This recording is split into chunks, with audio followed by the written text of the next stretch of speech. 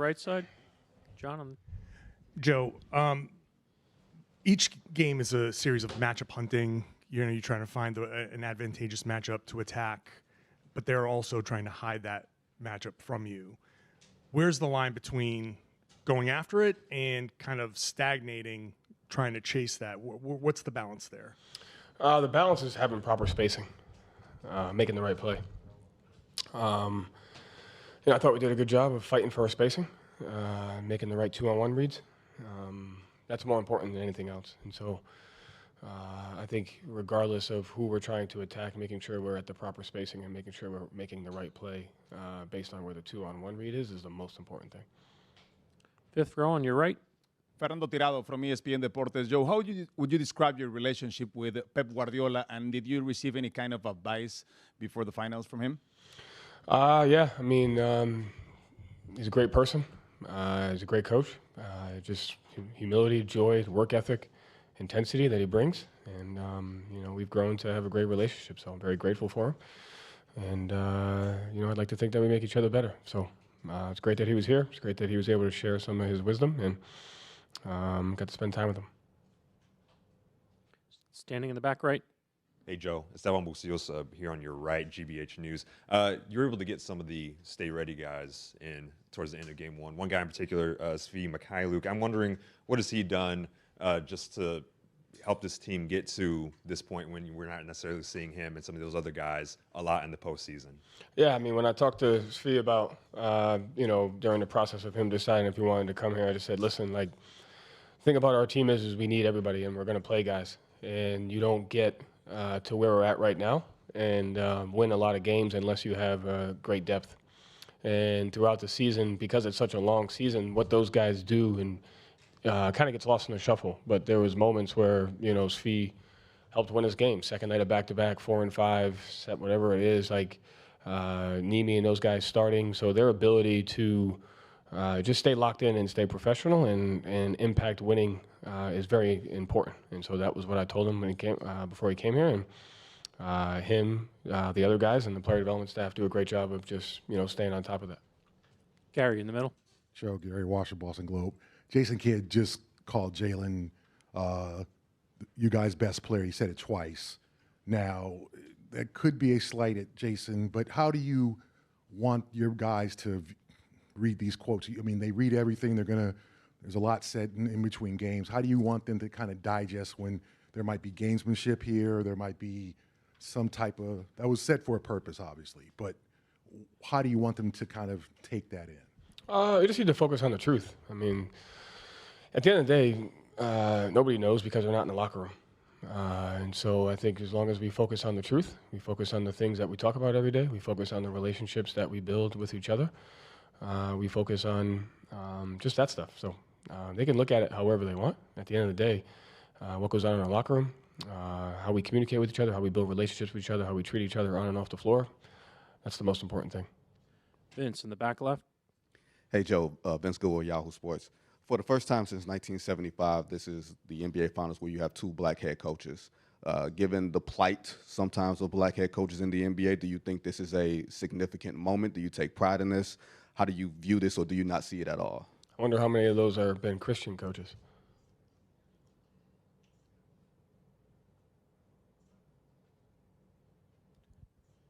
David Aldridge on the right. The microphone's on your right. Hey, Joe, you mentioned spacing a couple minutes ago, and I just wonder how that process over the last several years has kind of evolved to where you got your vets just, because they know the game, they feel the game, they just kind of know where to go on the floor and how to keep the floor properly spaced and how to always make themselves available in, for whatever purpose that they have when they get the ball. Yeah. I mean, spacing is like age as old as time. Like, it's the most important thing. And I think you've seen different spacings based on how the game has changed, how the game has evolved, how your roster evolves, how I think the better offenses have gotten, the more creative defenses have gotten. And the ability to put guys in certain spots, protecting the rim, where are your best individual defenders. So being malleable in your spacing, I think, is the most important thing, because you have an understanding of who's where. You have an understanding of where the advantages are. And so it's one of those things that you have to fight for. It's like a simple detail that if you don't talk about a lot, it can get overlooked. But your spacing can manipulate the type of shots that you get and the decisions that you make. And I think that's the fight. Like, Dallas's defense, they're one of the smartest, best defensive teams in the league. And they have the ability to manipulate your spacing with their rotations and with their personnel. And so we got to be just as creative and just as disciplined in our spacing to make sure that we can counteract that. Same row on the left here. That's kind of what Pep has helped me with, spacing. It's very important. Transitions, how you move those guys. Yeah. On the left side here. Joe Zach Cox, Boston Herald. Gerard Mayo said last week that you've been a great resource for him as he adjusts to becoming a head coach. Just curious how you describe your relationship with Gerard and with the other head coaches in Boston. Yeah, I mean, I think as you get into this, you start to realize that once you're in the position, nobody can really relate to you except other people in that position. And so you grow a bond with other coaches because you know what they're going through and you know what the challenges, you know what the opportunities are, you know the situation that you're in. And so I think it's really important that we all stick together, me, him, Coach Montgomery, Alex, you just have to stick together and help each other through it because each of our 4 coaches have been through different experiences, whether it's inside Boston or outside Boston. So we kind of got, Gerard and I got close as assistants, just kind of how would you do things when it's your opportunity? What have you learned from the head coaches that you worked for? And now that we're in this position, it's just kind of like helping each other with the transition and then just the different experiences. So, last one, third row in the center. Daniel Donabedian, Clutch Points. Joe, what can you say about Sam Hauser, only 7 points in the Eastern Conference Finals? Then last night, or game 1, he got 8 points, even had some stops on Luka. What can you say about just him keeping his confidence through those struggles? Yeah, listen, the most important thing for guys like Sam and Peyton is having an understanding that we wouldn't be here without those guys. They've literally won games for us, and you're not defined by scoring. And I think that's one of the strengths of this team, top to bottom. Whether it's the starters, whether it's the role guys, not one guy strives to be defined by one thing. So getting 2 stops on defense, being in the right spot, getting 2 rebounds, getting to the free throw line, sprinting to manipulate the spacing to get an open shot. All those things count for the same, especially at this time of year. Sam's done a great job in his career of not being just defined as a shooter, of being able to do other things. And I think our entire team has taken that on, and we have to work to be that well-rounded on both ends of the floor. Thank you, Coach. John Corrales, Boston Sports Journal. Jaylen, when you're out there looking for specific matchups offensively, what's the timing like for you with the ball and you're looking for the matchup versus I can't get to this matchup, I have to move the ball, of trying to avoid stagnation? Is there an internal clock? Is there something that you have to realize okay, we can't get to this matchup, I got to move the ball to see if we can get to a different matchup?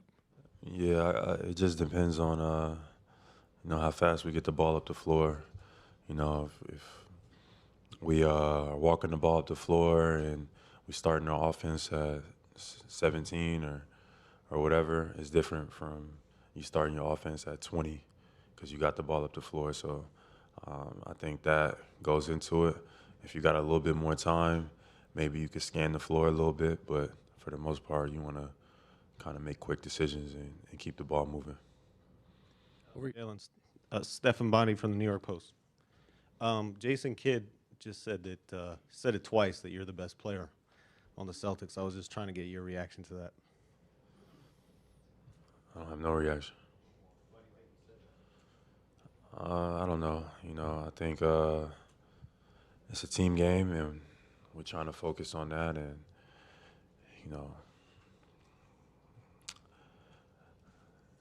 everybody has their own opinions. Fourth row on the right. Yeah, hi, Jaylen. How is your mindset coming into Game 2, especially after your explosive game in Game 1? Say that one more time. I said, what is your mindset coming into Game 2 and finishing the game early, specifically after Game 1? Yeah, coming out even more aggressive, but even more disciplined. Dallas is a really good team, and they've responded very well to, Game 1 losses. They come back in Game 2. So we're going to get a forceful, more aggressive team on Sunday tomorrow. We got to be ready because they're really good after a loss. So we can't be surprised, and that's what I'm preparing my team for. Mark in the third row. Jaylen, Mark D'Amico, Celtics.com, right ahead of you. When you went back and looked at the tape, what do you think you guys really did well defensively to kind of take them away from what they'd like to get to? Just try to keep them off balance.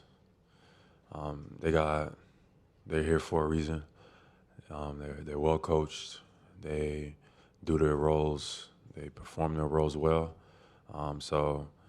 Can't give them the same look every time because they are, the more comfortable they get, the better they are. So just try to keep them off balance. Mark, can you pass it back to Gary behind you? Jalen, Gary Wasser, Boston Globe. In 16, you visited the finals. You went to Oracle. It was like a couple weeks where you got drafted. You had to high top fade and all that. What did you take from that experience, just like being in that NBA environment a few weeks and you didn't know where you were going to be, whether it was being Boston or not? What do you remember about that? I remember it being a pretty cool experience. I see some young guys, our league now, like walking around and stuff like that. And I think that's pretty cool. It was before I got drafted, like you said, and I was still, fresh out of college. And, I knew some, because I played at Cal Berkeley, I knew some of the guys on the Warriors. Steve Kerr's son was my teammate, Nick Kerr, at Cal. So, I went to a lot of Warriors games that season. And, I got to meet a lot of those guys, and talk to a lot of those guys before I even got to the NBA, mainly Andre Iguodala, who is like a older brother, mentor to me now. But those experiences were everything, being able to see what a winning environment looked like, being able to talk to guys who have done things at the highest of levels and then give you encouraging words and wish you well and good luck. That was my experience. NBA Finals 2015 or whenever that was, before I got drafted. And I think, it's a part of the reason why I was able to get back. Fourth row in the center. Jalen, Jimmy Golan from the Associated Press. One way to interpret Jason Kidd's comments would that be that he's trying to kind of get some rivalry going between you and Jason that might hurt the team. Why do you think there's this perception that you guys aren't happy to be teammates and share the ball and all that? I'm not sure. I don't know. I'm not sure. But we've been just extremely focused on what our roles and our jobs are. We've all had to sacrifice. Jason has had to do that at the highest of levels, right? And and I respect him and tip his cap for it. But right now, at this point, it's whatever it takes to win, and we can't let any outside interpretations try to get in between that. Nick over here in the second row.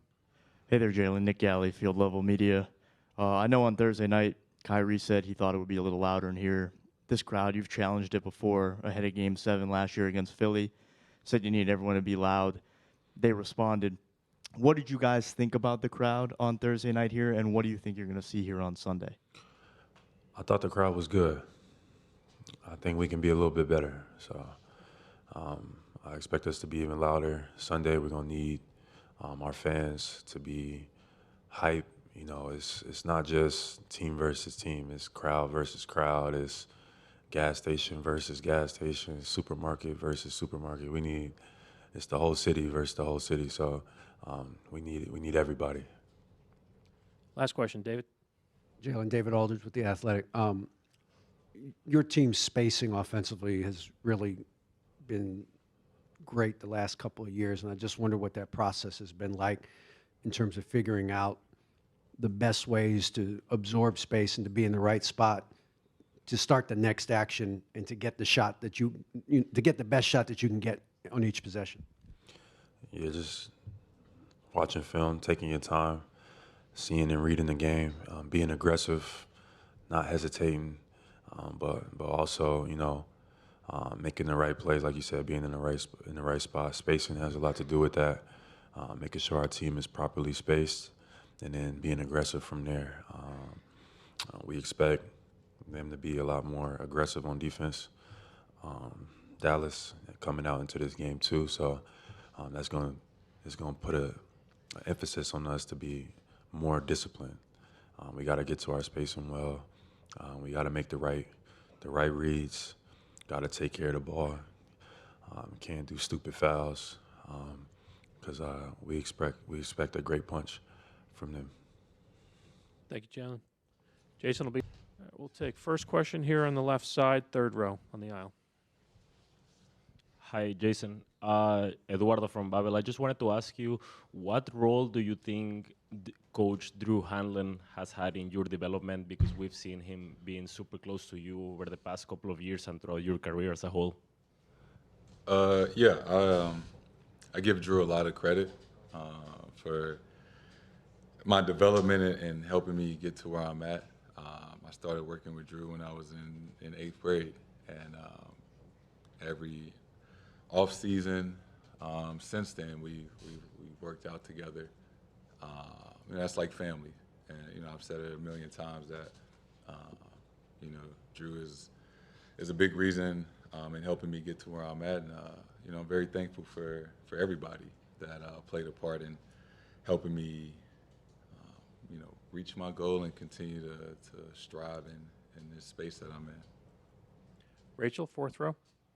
Jason, obviously your last finals up after game 1. What did you learn from that experience that you can apply in game 2 this time around?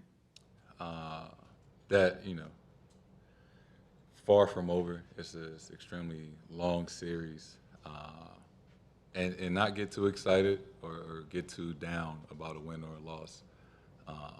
Don't feel like that the series is over and that we had it won because of the last game. And if you lose a game, right, we talk about it all the time that it's going to take however long it takes. If that's 4, 5, 6, or 7, whatever, we're trying to just take it one game at a time and not skip any steps. Whatever we got to do to win, that's what we have to do. John on the right, third row. Jason, how you doing? We've seen you shift your game a little bit. Basically, like you're reading the game differently. That's my perception, and the team is doing a lot better. Is that something that you did at the beginning of the series, or is you just taking whatever the game is giving you? It's just about reading the game. Draw so much attention. When I have the ball in my hands, and it's about creating an advantage. We always talk about that. Watching film, creating an advantage, finding a mismatch that we want, and it might not always end up in a shot for you, right? Or if you set a screen and get a smaller guy on you, just having that mismatch and calling for the ball, right? It may draw other defenders to help, and we can pin in for somebody else to get a shot. And those things, won't show up in the stat sheet, but it's part of our execution. And sometimes you have to make, a sacrificial cut or things like that, to generate good shots. John on the right, third row.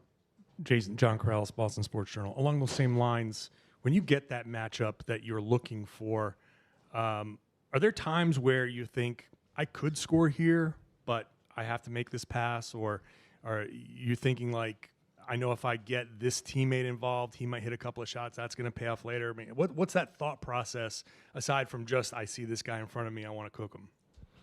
Yeah, I mean, it's a lot that goes into that, right? Time of the game, time to score, who's in the game with me, all those things play a part. And, a lot of times if you can generate shots for other people and make the defense have to respect those guys, it eventually opens a lot of other things up for you later in the game that you can take advantage of. Tim, standing on the left. Tim McMahon, ESPN. When Jason Kidd was in here, he made a point to say Jaylen Brown's the Celtics' best player, which raised some eyebrows, obviously because of your status. What's your reaction to Jay Kidd saying that? No reaction. This is a team sport, right? We understand that. We wouldn't be here if we didn't have JB on our team. And we could say that for a lot of guys, right? We've all played a part and getting to where we're at. And we understand that, you know, people try to drive a wedge in between us, and you know, I guess it's a smart thing to do or try to do. But we've been in this position for many of years of guys trying to divide us and say that one of us should be traded or one's better than the other. So it's not our first time at the rodeo. Adam, go ahead. In the middle. Jayson, you referenced it a little bit earlier, but what's kind of the process for you of identifying at the start of the game how a team is trying to defend you, in particular, certain coverages, and how you can be most effective, and then how does it kind of evolve over the course of a game? They really just kind of test your discipline. They test, are you going to make the right play over and over and over again, even if it's not resulting in you getting the shots or you scoring all the points. But, you know, you're constantly scoring at a high rate. We're up 20 at halftime. They're trying to test if human nature is going to play a part of wanting to get yourself going. Instead of doing all the things that is making the game easier for the team. And, you know, you just have to stay committed to doing what's right and making the right play until they adjust their defense. Back center. Hi, George here. You said about passing the ball, the right player making the right shot, game on the line. You get doubled. Who are you passing to? Who's ever open.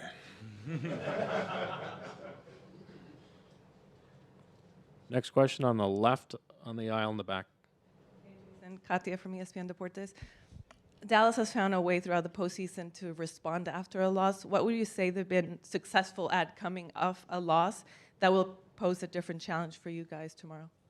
Yeah, we understand that. You're right. I feel like we're going to get I don't want to say their best shot, but, you know, we understand that they're going to play a lot better. And we have to be prepared for that, not let it catch us off guard or, you know, wait till the second quarter if we're down to lock in. Understanding from the jump that, you know, they're going to come out and play faster. They're going to, you know, shoot more threes. They're going to play harder. So I think knowing that coming into the game is the first step. And then, you know, focus on what we need to do. It's a lot of things that we watch in film that honestly we feel like we could be a lot better at. So all in all, we feel like tomorrow should be really fun. Jayson, Stephan Bonnie with the New York Post. When you said people have been trying to drive wedges between you and Jaylen, how have you guys handled that in the past?